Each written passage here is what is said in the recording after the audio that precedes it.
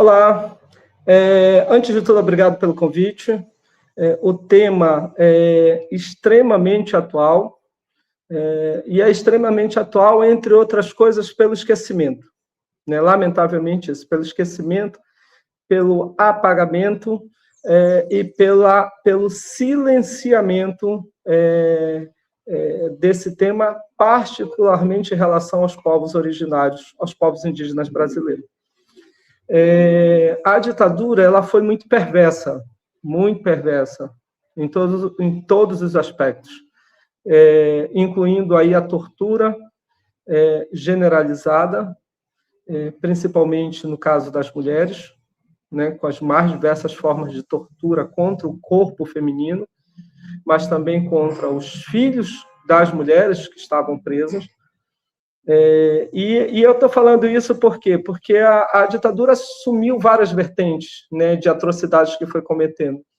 E, de um modo geral, o que se tem de mais conhecido, e muita coisa não se tem conhecido, mas muito do que se tem conhecido tem a ver com o que aconteceu nos ambientes urbanos ou, naqueles casos, dos ambientes rurais, que tinha a ver com militantes que se deslocavam para a área rural para organizar a população camponesa.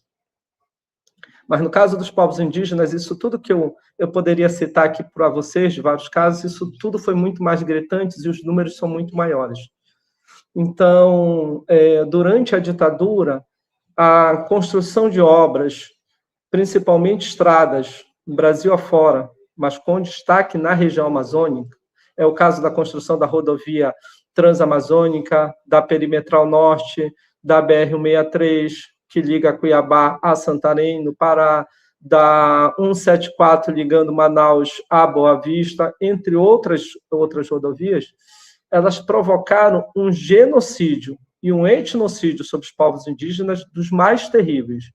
Nos levantamentos que nós fizemos nos últimos anos, investigando os crimes que foram cometidos nessa associação entre empresas e ditadura, nós constatamos as violações das mais terríveis. Estupro de mulheres, estupro de crianças, porque havia casos de meninas, pelo menos num dos casos nós documentamos por meio de depoimentos colhidos, de uma garota Tenharim, de 9 a 10 anos, que foi levada, na palavra deles, para se tornar mulher do capataz da empresa, que estava construindo a rodovia Transamazônica, no trecho amazonense. Então, nós constatamos essas violações, estupro de mulheres, incluindo crianças, a disseminação de doenças, entre as quais o sarampo, que dizimou populações inteiras, porque essas populações não tinham contato com sarampo, não tinham contato com outras doenças que chegaram. Essas empresas também disseminaram o consumo do álcool, inclusive para poder estuprar as mulheres. Em alguns casos, se distribuía o álcool para os homens, e no caso das mulheres, se davam álcool, porque ao elas ficarem embriagadas, né, os funcionários das empresas abusavam sexualmente delas, ou seja, estupravam essas mulheres. Há casos de sequestro de mulheres, de crianças não só meninas, mas também garotos que eram levados para fora do seu território, para outras cidades, para serem criados por famílias, né, que quisessem criar essas pessoas. E aí tem outras violações também que se somam a isso. O roubo dos seus territórios, a retirada das riquezas que lá estavam dentro, e o trabalho escravo em grande quantidade, trabalho escravo, escravizado, né? Essas populações, boa parte delas foram escravizadas, e quando esses povos, em alguns casos, se rebelavam contra essa situação toda, e que se colocavam contra a passagem da rodovia nos seus territórios, esses povos eram bombardeados. Foi o que aconteceu com os Waimiri Aturari, que se autonomina de Quinhá, que são os povos do norte, um povo do norte do Amazonas, que se distribui entre o norte do Amazonas e o sul de Roraima. Esse povo não aceitava a construção da estrada e, por conta disso, o exército assumiu a obra e bombardeou o povo. né? Bombardeou o povo, como eles mesmos dizem em depoimentos que nós colhemos, por terra, pelo rio e pelo ar, né? Eles foram bombardeados por aviões e helicópteros, inclusive com denúncias que apontam que foi jogado napalm e agente laranja sobre esses povos, incluindo no momento que eles se reuniam para fazer as suas celebrações, as suas festas com conteúdo sagrado. E aí jogavam esses pó sobre eles e eles começavam a morrer, e nos depoimentos eles afirmam que era aquilo que era jogado sobre nós e que nós morríamos, e que o povo morria em seguida. Então, assim, esse número, esse processo desse rastro de violação que vai acompanhando, né, essas estradas, o caso da Transamazônica talvez seja o mais expressivo pela quantidade de povos, né, que tiveram seus territórios cortados, invadidos pela rodovia, e junto à rodovia a disseminação de doenças, o assassinato, o trabalho escravo e mais uma série de outras coisas. Mas a Transamazônica não foi a única, lamentavelmente não foi a única, agora eu citei algumas dessas. O resultado disso é que o número de mortos por conta dessa ação da ditadura em associação com essas empresas, e a associação significava transformar essa ação em lucro empresarial. Então, o número de mortos é brutal. No caso do Mato Grosso, os cinta-largas, que começam a sofrer esse genocídio desde um pouco antes da ditadura, o chamado massacre do Paralelo 11, e que se prolonga durante a ditadura, os cinta-largas se estima em algo de 5.000, né, indígenas mortos, entre doença e o assassinato direto. No caso dos Tenharim, do sul do Amazonas, em particular do Igarapé Preto, que é um povo, né, Tenharim, localizado nessa região chamada de Igarapé Preto, eles nos dizem que eles eram algumas dezenas de pessoas, né? E eles foram reduzidos, algumas centenas de pessoas, e eles foram reduzidos a 20 pessoas, aproximadamente 5 famílias. Os de Arrui, da mesma região, né, ali do sul do Amazonas, que também tiveram o seu território cortado pela Paranapanema, né, que era a construtora da rodovia Transamazônica, e a Transamazônica passou por cima das aldeias, passou por cima dos cemitérios, sem retirar os corpos que lá estavam. Os de Arrui nos dizem que eles eram em torno de 1.000 pessoas, e restou no território, depois de todo esse processo, tão somente 6 pessoas. Né? Depois, com o tempo, foram se reagrupando, porque parte do povo foi levado também para trabalhar como pessoas escravizadas em outras áreas de abertura de rodovia. E depois alguns desses conseguiram voltar para o território. Então, nós temos esses números que são terríveis. Agora eu citei o caso do bombardeio sobre o povo Quinhá, os Waimiri Aturari. A FUNAI, no início dos anos 1970, contou os Quinhá em aproximadamente 3.000 pessoas. Em 1982, depois da construção da estrada, da retirada de parte do território deles para ser entregue para uma mineradora, a mineradora Taboca, que fazia parte do grupo Paranapanema, e depois também da construção da hidrelétrica de Balbina sobre o território deles, com todo o rastro de violação que essas ações cometeram. Os Waimiri Aturari, que no início dos anos 70 eram 3.000 pessoas, se reduziram a 332 pessoas. Né? Isso significa, num primeiro aspecto, quando a gente olha, o genocídio. Mas é mais do que isso. Né? É um etnocídio, porque essas ações comuns, conjuntas, entre empresa e Estado, elas buscavam mais do que tão somente dizimar o povo, elas buscavam apagar a memória desse povo, apagar a cultura desses povos. No Igarapé Preto, a mineradora ligada à Paranapanema, que lá estava, impedia o povo de falar a sua língua dentro do espaço controlado pela empresa, para você ter uma ideia da coisa. Impedia de realizar os seus rituais e coisa parecida. Então, é isso que nós presenciamos, né, desses povos. E eu diria para vocês que esse silenciamento, a duras penas, tem sido quebrado, ou pelo menos uma pequena parte dele tem sido quebrada. E tem sido quebrada porque esses povos continuam resistindo e continuam lutando. É importante reforçar isso. Os Yanomami de Roraima, que tiveram seu território cortado pela rodovia, pela BR Perimetral Norte, né, com as doenças e outras violações, inclusive com a criação de uma espécie de improvisado, mas de um presídio para indígenas lá, os Yanomami nos dizem, até hoje, eles falam Yatemishoa, que significa eu ainda estou vivo, ou nós ainda estamos vivos. E se esses povos ainda estão vivos, é exatamente porque eles resistem, porque eles lutam.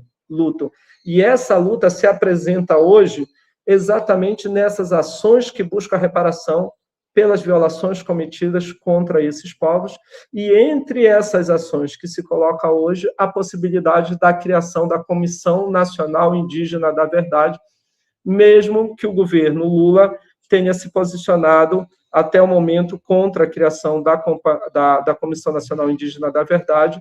Essa comissão está sendo construída numa associação, numa articulação que envolve a APIB, né, a Articulação dos Povos do Brasil, dos Povos Indígenas do Brasil, e o Ministério Público Federal, e nessa articulação foram sendo agregadas várias entidades, organizações, movimentos, e é o caso dos nossos grupos que fazem investigação desses crimes cometidos pela ditadura. Eu acho que isso aqui é importante reforçar, e eu coloco isso para a abertura da discussão, do debate, e havendo perguntas e inquietações, nós podemos tratar ainda agora. Tá certo? Oi, Gilberto, tudo bem? Muito obrigado. Queria te fazer uma perguntinha, duas questões. Relativo ao papel das polícias e milícias, que talvez até contratadas por empresas e outros demais aí, né, grupos de segurança pública tal, nessa situação, e também de missões religiosas, se você pudesse falar um pouquinho, que é algo que parece que está retornando de outra forma, né, por gentileza. Ok. Então, essas ações que envolveram ditadura, os órgãos de repressão e outros órgãos da ditadura, nos anos 1960 e 1970, a FUNAI, lamentavelmente, ela tinha uma política anti-indigenista, era uma política de apoio às empresas, né, nessas ações dessas empresas contra os povos originários. A FUNAI autorizou, só para dar um exemplo, a FUNAI autorizou a Paranapanema a recorrer aos indígenas de Arrui, Parintintim e Tenhari, no sul do Amazonas, para a construção da rodovia, no caso aí da Transamazônica. Né? Supostamente deveria ser pago um salário para essas pessoas, mas até hoje não foi pago esse salário. E, em função disso, inclusive, a partir das pesquisas que nós fizemos, dos levantamentos que nós fizemos, o Ministério Público do Trabalho está entrando com ações trabalhistas contra a empresa. Mas essas ações dessas empresas, né, dessa relação, dessa conjugação entre empresa e governo militar, ela era acompanhada por estruturas de repressão, não só oficial, mas também ligada às empresas. Então, várias empresas criaram relações e estimularam, e o próprio governo fez isso, estimulou a criação de empresas paramilitar para trabalhar junto a esses empreendimentos. E várias empresas paramilitares formadas a partir de oficiais militares foram criadas para para apoiar, para fazer a frente mais agressiva dessas empresas. Né? Nesse caso, significava, no caso dos povos indígenas e das populações camponesas e outras populações tradicionais, significava expulsar essas populações dos seus territórios. A Paranapanema contratou uma empresa chamada Sacopan, que foi uma empresa formada por 3 oficiais militares, um dos quais era um oficial da Ativa, que era o chefe de polícia do Comando Militar da Amazônia, e essa empresa contratava só soldados que estavam saindo das Forças Armadas, que estavam dando baixa das Forças Armadas. E essa empresa, então, fazia esse papel, inclusive com entrevistas públicas dos donos da empresa. É o caso de uma entrevista que foi concedida à revista Veja.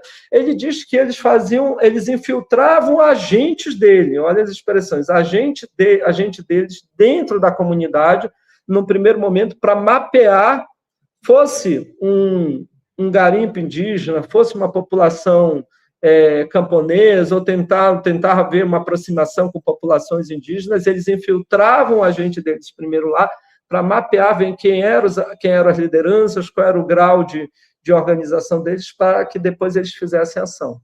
A Paranapanema, em uma das denúncias que nós colhemos, ela chegou no caso, a Sacopan, que é a empresa paramilitar que trabalhava para a Paranapanema, chegou a receber fardas da Polícia Militar do Amazonas para usar, para que as ações dela parecessem ser ações da Polícia Militar combatendo os garimpos ou os garimpeiros não indígenas no Alto Rio Negro, naquela região do Alto Rio Negro. Então, acompanhando a ação dessas empresas, nós temos também mais um rastro de violações e de assassinatos e de tortura. Tortura, inclusive, contra os operários, os trabalhadores das próprias empresas. É o caso da mina do Pitinga, no norte do Amazonas, que foi território Aimiri-Aturari, em que há relatos em que a guarda patrimonial da empresa, ainda na época Sacopan, e depois mudou para uma outra empresa, Secmin o nome, a guarda patrimonial, né, tinha uma cela e, em alguns casos, prendia trabalhadores dentro de um canil. Ela tinha um canil, né, para usar nas ações da guarda patrimonial.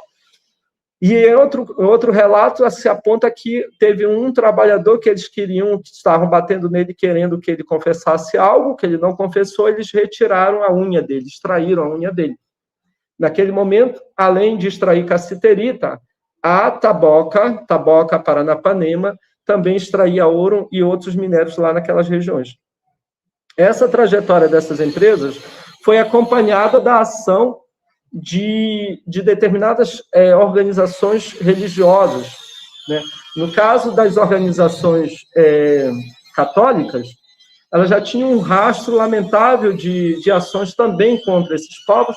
Por quê? Porque a catequização, a alfabetização e catequização dos indígenas, principalmente quando levados para os internatos, significava um certo grau acentuado de controle e repressão, e, ao mesmo tempo, de negação de toda a história e de toda a cultura desses povos indígenas. Então, ao ser alfabetizado e catequizado, na realidade, essas crianças, esses jovens, eles deixavam de ser indígenas para se tornar cristãos, negando, né, as suas crenças, negando os seus rituais, negando, inclusive, em muitos aspectos, a sua própria língua e outros aspectos culturais. Nos anos 70 para os anos 80, uma parte da igreja passa a questionar isso. Não é a parte majoritária. A parte minoritária da igreja passa a questionar isso e questionar, inclusive, a própria catequização. Né? Entre outras pessoas, nós temos o Egídio Chouádio, um indigenista, padre naquele momento, que passou a questionar essas ações da Igreja Católica, inclusive sofrer retaliações também por conta disso. Mas a ação da Igreja, né, de conjunto, historicamente, lamentavelmente, não tem muito o que exaltar em termos de benefício. Ok? Muito obrigado, Gilberto, pela participação. Até a próxima. Tá certo. Um abraço.